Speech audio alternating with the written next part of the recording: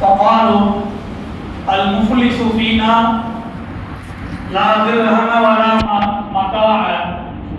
وقال نبينا صلى الله عليه وسلم المفلس من الأمة يأتي يوم القيامة بالصلاة وصيام وزكاة ويأتي قد شتم هذا وقد ضرب هذا وأكل مال هذا إلى آخر حديث.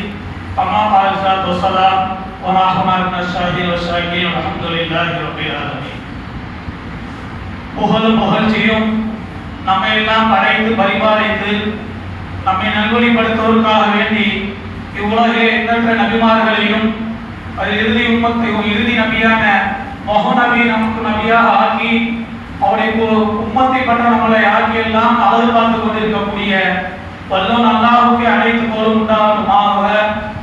இன்னும் அந்த வல்லோன் அல்லாஹ்வின் பற்றா கருணையின் நிகரற்ற அருளும் இந்த அகிலத்திற்கு ஒரு அருப்படையாய் அகிலத்துள்ள அனைத்து மக்களுக்கும் நல்வழி காட்டும் நாதராய் யாரை அனுப்பி வைத்தாரோ அப்பேற்பட்ட எம்பெருமான் நபினா ஸல்லல்லாஹு அலைஹி வஸல்லம் அவர்கள் மீதும் அவருடைய வாழ்வை வல்வாழ் நல்வாழ் பின்பற்றி வாழ்ந்த சத்திய சஹாபாக்கள் தாபியீன்கள் தபா தாபியீன்கள் நாதாக்கள் சுஹதாக்களோடியவர்கள் இங்கு அடங்கியிருக்கும் மகானவர்களின் மீதும் அவருடைய குடும்பத்தார்களின் மீதும் இங்கே குழுமியிருப்பவர் மீது நம்முடைய குடும்பத்தார்கள் மீது என்றென்று வென்று நிலவட்டுமா துவா செய்யணும் ஒரு ஆரம்பம் செய்கின்றேன். அல்ஹம்துலில்லாஹ். கண்ணியத்திற்குரிய இஸ்லாமின் பெரியவர்களே, வருங்கால இளவர்களே, இந்த உலகத்தில் ஒரு மனிதர் மறைக்கும் போற்றப்படுகிறார் என்றால், மறைந்ததற்கு பின்னால் அவருடைய சரித்திரம் பேசப்படுகிறது என்றால், முதல் கட்டமாக அந்த மனிதனுடைய அணுகுமுறை சரியாக இருந்தால்தான் மரணத்திற்கு பின்னால் ஒரு மனிதர் புகழக்கூடியவராகவும் அவருடைய வரலாறுகள் சரித்திரமாக பேசக்கூடியதாகவும் இருக்கும் என்பது நிதர்சன உண்மை. காரணம் என்னவென்றால், ஒரு மனிதன் வாழும் காலத்திலே அவனுக்கு அஞ்சியோ அவனுக்கு அவனுடைய செல்வத்திற்கு ஆசைப்பட்டு அவனை புகழ்வார்கள், அவனை துதிப்பாடுவார்கள், அவனை நல்லவன் என்றும் வல்லவன் என்றும் துதித்துக் கொண்டு இருப்பார்கள். ஆனால் அந்த மனிதன் யாரை புகழ்ந்தார்களோ அந்த புகழுக்குரிய ஒரு மண்ணுக்குள் சென்று விட்டார் என்றால் அவரை கூட்டுவதற்காக வேண்டிய ஒரு கூட்டம் காத்துக் கொண்டிருக்கும். அப்பேற்பட்ட இந்த உலகத்தில் 1500 ஆண்டுகள் கடந்தும் கூட எம்பெருமான் நபினா ஸல்லல்லாஹு அவர்களை நாம் இன்று புகழ்ந்து கொண்டிருக்கின்றோம். நாம் மட்டும் அல்லாமல் மாற்றார்களும் நபியை வெறுத்தவர்களும் நபி வசைப்பாடக்கூடியவர்களும் கூட இன்று போற்றுகிறார்கள் என்றால் நபியினுடைய அணுகுமுறை சரியாக இருந்ததுதான் காரணம். ஏனென்றால் ஒரு மனிதன் பெரும் செல்வந்தனாக இருக்கலாம், ஒரு அரசியல்வாதியாக இருக்கலாம், அனைத்துறை முன்னோடியாக இருக்கலாம், பெரும் ஞானியாக இருக்கலாம். ஆனால் அவர் மற்றவர்களிடத்தில் அணுகின்ற சமயத்தில் கடுகடுத்த முகத்துடனுடையோ அல்லது பேசுகின்ற சமயத்தில் கடுகடுப்பான பேச்சுடையோ வெறுக்கக்கூடிய பேச்சுகளுடையோ அவனுடைய நடைமுறை அணுகுமுறை சரியாக இல்லை என்றால் அவன் எவ்வளவு பெரிய செல்வந்தனாக இருந்தாலும் அவன் எவ்வளவு பெரிய நாணமுள்ள அறிவினானமிக்கவனாக இருந்தாலும் அவனை யாரும் அண்ட மாட்டார்கள். அவன் ஒரு புறம் வந்தால் அவனுக்கு மாறுதிசையிலே அனைவரும் திரும்பி செல்லக்கூடிய நிலை உலகம் இருந்து கொண்டிருக்கிறது. ஆனால் அண்ணல் பெருமான மீனாசுவாசம் எடுத்துக்கொண்டோம் என்றால் அவர்களை ஏசியவர்களும் அவர்களை கூட்டியவர்கள் எல்லாம் அவன் அணுகுமுறையை கண்ணால் பார்த்து அவருடைய அணுகுமுறையை கூட இருந்து அனுபவித்தின் காரணமாக அவர்களை தன் தலைவராக தன் வாழ்க்கைக்கு நெறிகாட்டவர்களாக எடுத்தவர்கள் எல்லாம் ஏராளமாக இருக்கிறார்கள். இதைதான் நபினா ஸல்லல்லாஹு அலைஹி அவர்கள் ஒருபடி சஹாபாக்கள் மத்தியில் அமர்ந்து பேசிக் கொண்டிருக்கும் சமயத்தில் சொல்லி காட்டுவார்கள்.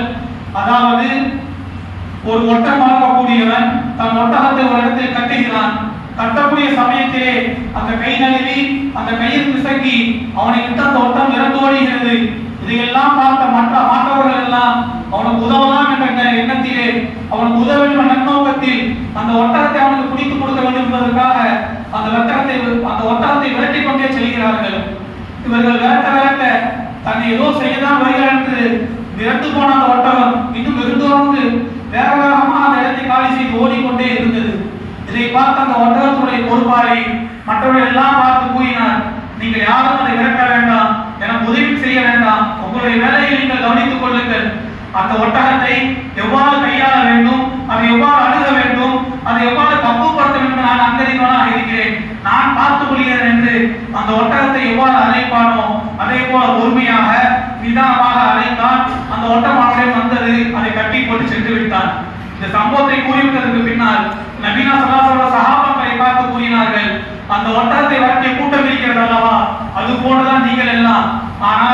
அந்த ஒட்டகத்தை எவ்வாறு பணிவாக அதனை போக்கிலே கையாண்டானோ அந்த ஒட்டகத்தினுடைய பொறுப்பாளியை போல நான் இருக்கின்றேன்.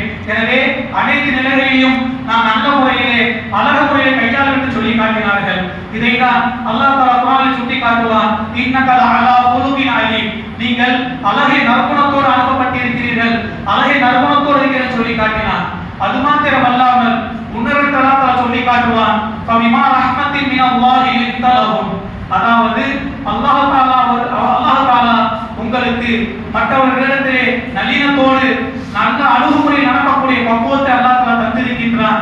அவ்வாறு மட்டும் நடக்கவில்லை என்றால், அதாவது வலவு குன்த ஃபல்லன் வலீலன், நீங்கள் கடுகடுப்புக்கு குணமுடையவராகவோ மற்றவரை பார்த்து முகம் சுளிக்கக்கூடிய நடக்கக்கூடியவராக இருந்தீர்கள் என்றால் லன் ஃபல்லு, அதாவது அவர்கள் உங்களை விட்டு விரட்டு சொல்லி விடுவார்கள். லன் ஃபல்லு மின் ஹவ்லி, உங்களை விட்டு அவர்கள் விரட்டு சொல்லி விடுவார்கள். உங்களை யாரும் நெருங்கி இருக்க மாட்டார்கள், உங்களோடு அன்பு ஒன்று இருக்க மாட்டார்கள். அல்லாஹ் தஆலா குர்ஆனில் சுட்டி காட்டி இருக்கின்றான். நாம் சிந்தித்து பார்க்க வேண்டும்.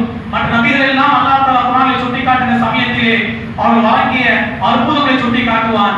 நபி மூசா அலைஹிஸ்ஸலாம் எடுத்துக்கொண்டோம் என்றால் அவர்கள் வாங்கிய அந்த கனியை சுட்டி காட்டுவான். நபி இப்ராஹிம் அலைஹிஸ்ஸலாம் எடுத்துக்கொண்டோம் என்றால் அவருடைய பொறுமையையும் அவருடைய ஒவ்வொரு பக்குவத்தையும் சொல்லி காட்டுவான். ஆனால் இப்படி ஒவ்வொரு நபிக்கும் அவருடைய அற்புதத்தை சொல்லி முன்னிறுத்துள்ள சமயத்திலே நபினா ஸல்லல்லாஹு மட்டும்தான் அல்லாஹ் தஆலா நீங்கள் நல்லிணத்தோடு பழகக்கூடியவர்கள், மற்றவரிடத்திலே அழகை குணத்தோடு அணுகக்கூடியவர்கள் அல்லாஹ் தஆலா சுட்டி காட்டியிருக்கிறான். இதைதான் ஒரு முறை நபினா ஸல்லல்லாஹு வரலாற்றில் சுட்டி காட்டப்படும். அந்த ஒரு சம்பவம் போதும் நமக்கும் நபினா ஸல்லல்லாஹு அனுமதிக்கும் எந்த அளவுக்கு வித்தியாசம் இருக்கு நாம் உணர்ந்து கொள்ள முடியும். எந்த அளவுக்கு என்றால், ஒரு முறை நபினா ஸல்லல்லாஹு அலைஹி வஸல்லம் அவர்கள் ஒரு தோட்டத்தினுடைய நடந்து சென்று கொண்டிருப்பார்கள். அப்பொழுது அவருடைய வறுமையையும் அவருக்கு தேவை இருப்பதை உணர்ந்து கொண்ட ஸைத் இப்னு ஸனா என்னக்கூடிய ஒரு யூத அறிஞர் நபினா ஸல்லல்லாஹு அலைஹி சந்தித்து, யா ரசூலல்லாஹ், நீங்கள் உங்களுக்கு தேவை இருப்பதாக நான் கேள்விப்பட்டேன், உங்களுக்கு தேவை நான் அறிந்தவனாக இருக்கிறேன், எனவே என்னிடத்தில் சில பணங்கள் இருக்கிறது, சில தீனார் திர்ஹம்கள் இருக்கிறது, அதை நான் உங்களுக்கு தருகிறேன், நீங்கள் ஒரு மாத காலம் அவகாசமாக எடுத்துக் கொள்ளுங்கள், ஒரு மாதம் கழித்ததற்கு பின்னால் தந்தால் போதும் என்று கொடுத்துவிட்டு சென்று விடுவார். 20-27 நாட்கள் கழியும். அதே போல நபினா ஸல்லல்லாஹு அவர்கள் ஒரு மன்னரை பக்கம் சென்று கொண்டு இருப்பார்கள். அதே யூதன், அதே ஸைத் இப்னு ஸனா என்பவர் நபினா ஸல்லல்லாஹு அவர்கள் பின்புறமாக வந்து தன்னுடைய குண்டை கழுத்தில் போட்டு நெருங்கியவனாக கேட்பான், உங்களுக்கும், அதாவது உனக்கும் உன்னுடைய குடும்பத்திற்கும் இதேதான் வேலையா? யாரிடமாவது கடன் வாங்கினார் என்றால் திருப்பி தரமாட்டீர்களா என்று தன்னை மட்டும் ஏசாமல் தன் குடும்பத்தை வசைபாடி கொண்டு இருப்பார். நாம் சிந்தித்து பார்க்க வேண்டும். நபியா சென்று கேட்கவில்லை, நபியா சென்று அணுகவில்லை, அவனாக வழியை வந்து தருகிறான்.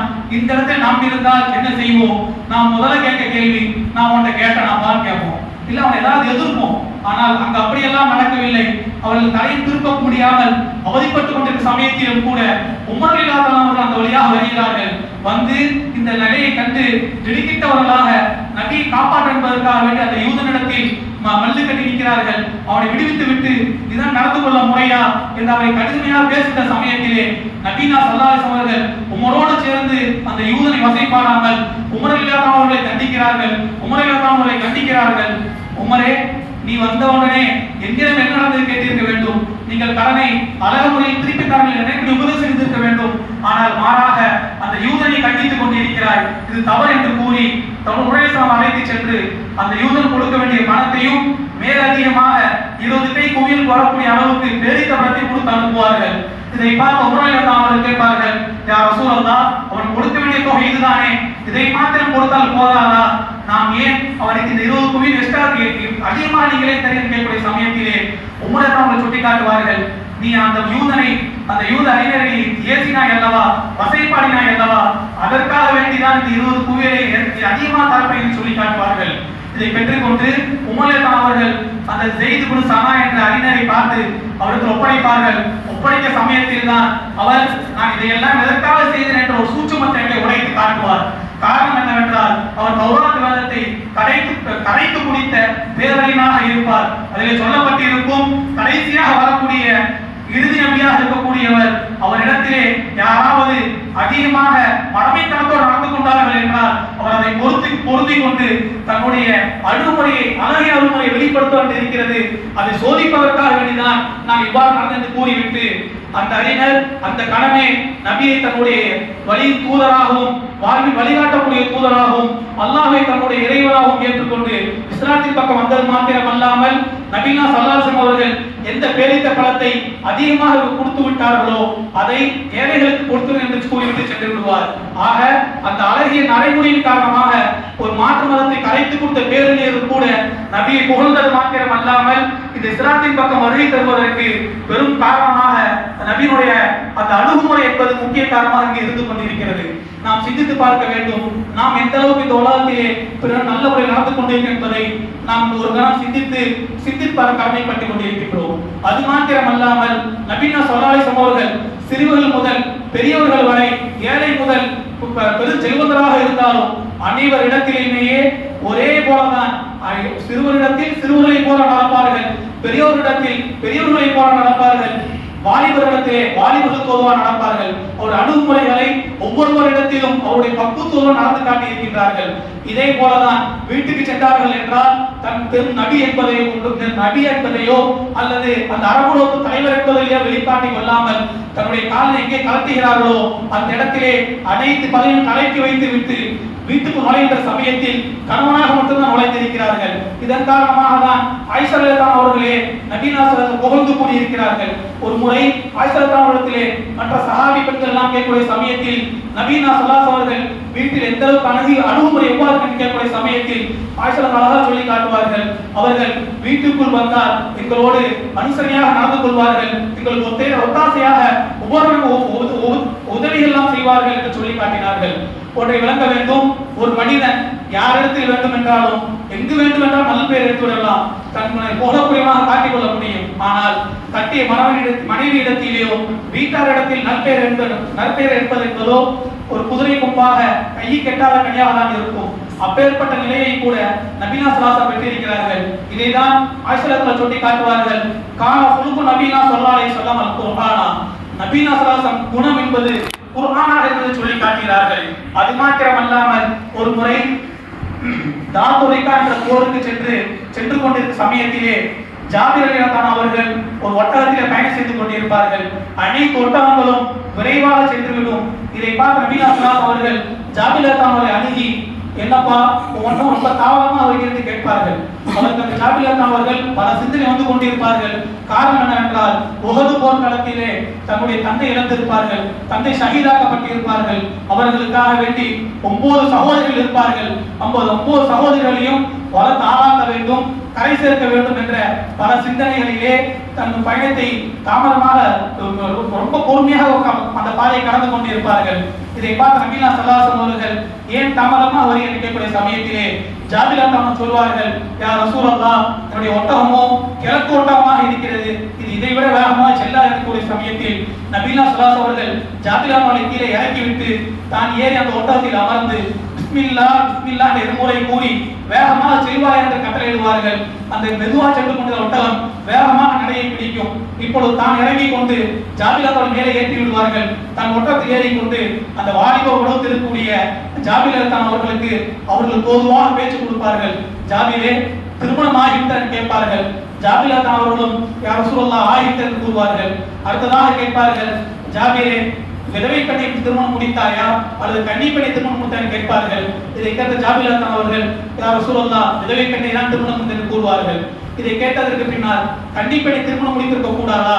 கன்னி பெண்ணை திருமணம் முடித்திருந்தால் அந்த திருமணத்தினுடைய ஆசாபாசங்களையும் ஒரு குதூகலத்தை அனுமதிப்பார்கள் என்று கேட்பார்கள். இதை கேட்ட ஜாபிர் அவர்கள் யா ரசூலல்லாஹ், எனக்கு 9 சகோதரிகள் இருக்கிறார்கள். அவர்கள் ஒத்த வயதுள்ள ஒரு கன்னி பெண்ணை திருமணம் முடித்தேன் என்றால் அவள் என் சகோதரர்கள் ஒத்துப்போக மாட்டாள், அவர்களை நல்ல வழியில் பக்குவப்படுத்த மாட்டாள். எனவேதான் ஒரு விதவை பெண்ணை திருமணம் முடித்தேன். அதன் காரணமாக அந்த பெண் என்னுடைய 9 சகோதரர்களுக்கும் தாய்வு ஸ்தானத்தில் இருந்து அவள் நல்வழிப்படுத்துவார் என்று பேசிக்கொண்டே வருவார்கள். அடுத்ததாக கடனை எல்லாம் கேட்டதற்கு பின்னால் நபினா ஸல்லல்லாஹு அவர்கள் அந்த ஜாபிர் அவர்கள் உதவுவதன் காரணமாக ஜாபிரே, இந்த ஒட்டகத்தை எனக்கு விலைக்கு தருகிறேன் கேட்பார்கள். அப்போ ஜாபிர் அவர்களும் யா ரசூலல்லாஹ், இதுவோ கிழக்கு ஒட்டகம், இது சந்தையில் போய் விட்டால் கூட யாரும் வாங்க மாட்டார்கள், வேண்டுமென்றால் உங்களுக்கு அன்பளிப்பாக தருகிறேன், நீங்கள் பெற்றுக்கொள்ளுங்கள் என்று கூறுவார்கள். இதை நபினா ஸல்லல்லாஹு அவர்கள் அன்பளிப்பாக வேண்டாம், கொடுப்பதாக இருந்தால் விலைக்கு தா, இல்லை என்றால் வேண்டாம் என்று விடுவார்கள். எனவே ஜாபிர் அவர்களும் யா ரசூலுல்லாஹ் விலைக்கே தருகிறேன் நீங்கள் பெற்றுக்கொள்ளும் சமயத்தில் நபிகள் ஸல்லல்லாஹு அவர்கள் விளையாட்டாக கேட்பார்கள், ஜாபிரே ஒரே ஒரு திரகத்துக்கு இந்த ஒட்டகத்தை கேட்கக்கூடிய சமயத்தில் யா ரசூலுல்லாஹ் இந்த ஒட்டகம் கிழக்கு ஒட்டகம் தான், இருந்தாலும் அது ஒரு திரகத்துக்கு தான் போகுமா, இதோட அதிகமாக கணக்காக கேட்கக்கூடிய சமயத்திலே 2 திரகம் தருகிறாயா 3 திரகம் கேட்பார்கள். நபிகள் ஸல்லல்லாஹு அவர்கள் எதையோ கருத்தில் கொண்டுதான் ஒவ்வொரு திரகமா கேட்டுக்கொண்டிருக்கின்ற மனதில் வைத்துக் கொண்டு ஜாபிர் அவர்கள் அமைதியாக இருந்து விடுவார்கள். இப்படி 1 2 3 10 என்று சென்று கொண்டிருந்த திரகம் கடைசியாக 700 சென்று நிற்கும். 700 திரகத்துக்கு சரியான கேட்கக்கூடிய சமயத்தில் 700க்கு ஒப்புக்கொள்கிறார்கள். ஒப்புக்கொண்ட உடனே அந்த ஒட்டகத்தை கீழே இறங்க முற்படுவார்கள். நபிகள் ஸல்லல்லாஹு தடுத்து விட்டு நீ எப்பொழுது மதீனாவுக்கு வருகிறாயோ மதீனாவுக்கு வந்து அந்த ஒட்டகத்தை நீ ஒப்படைத்தால் போதும் என்று கூறுவார்கள். மதீனாவுக்கு வந்தவுடன் நபிகள் ஸல்லல்லாஹு இடத்தில் அந்த ஒட்டகத்தை ஒப்படைத்து சென்று விடுவார்கள். இதை பார்த்து நபிகள் ஸல்லல்லாஹு அவர்கள் பிலால் அவர்களை அழைத்து 700 திரகத்தையும் அந்த பிலால் அவங்க கடத்திலே கொடுத்து ஜாபிர் இடத்திலே இந்த ஒட்டகத்தை கொடுத்து அனுப்புவார்கள். பாதி தூரம் தான் சென்றிருப்பார்கள். மீண்டும் அழைத்து இந்த ஒட்டகத்தை எடுத்து செல்வாயா என்று கூறி இந்த ஒட்டகத்தையும் ஜாபிர் அவர்களுக்கு அன்பளிப்பாக என்னுடைய அன்பளிப்பாக கொடுக்க ஏவுவார்கள். நான் விளங்க வேண்டியது என்னவென்றால் மற்ற எந்த சஹாபியையும் கூப்பிடாமல் அடிமையாக இருந்து விடுதலை பெற்ற பிலால் அவர்களை அழைத்து 7 திரகத்தில் கொடுத்து அனுப்பினார்கள் என்றால் அது உள்ள ஒரே ஒரு அணுகுமுறை மற்ற பெரும் செல்வந்தர்களையோ யாராவது அனுப்பி இருந்தார் என்றால் அந்த ஏழ்மையாக இருக்கக்கூடிய ஜாபிர் அவர்கள் மனதிலே தாழ் மனப்பான்மை ஒரு பெரு செல்வந்திடத்தில் நாம் கையேந்திரம் மனப்பான் வந்துவிடக்கூடாது என்பதற்காக வேண்டி அவருடைய நிலை ஒத்திருக்கக்கூடிய பிலால் அவர்களை அனுப்பி எந்த ஒரு மனசங்களும் வராத நிலையிலே அங்கு நபிகள் ஸல்லல்லாஹு நடந்து கொள்வார்கள். ஆக இது போன்ற எண்ணற்ற சம்பவங்களை நபிகள் ஸல்லல்லாஹு வாழ்க்கை வரலாற்றிலே அழகிய அணுகுமுறைகள் காண முடியும். அந்த அழகிய அணுகுமுறைகள் அனைத்தையும் நம் வாழ்வில் எடுத்து பிறரிடத்திலே நல்ல முறையில் அணுகி இவ்வுலகை மறுமையில் வெற்றிப்படைப்பட தௌஃபீக் அல்லாஹ் தந்தல் புரிவானாக. வஆகிரு அல்ஹம்துலில்லாஹி ரப்பில் ஆலமீன்.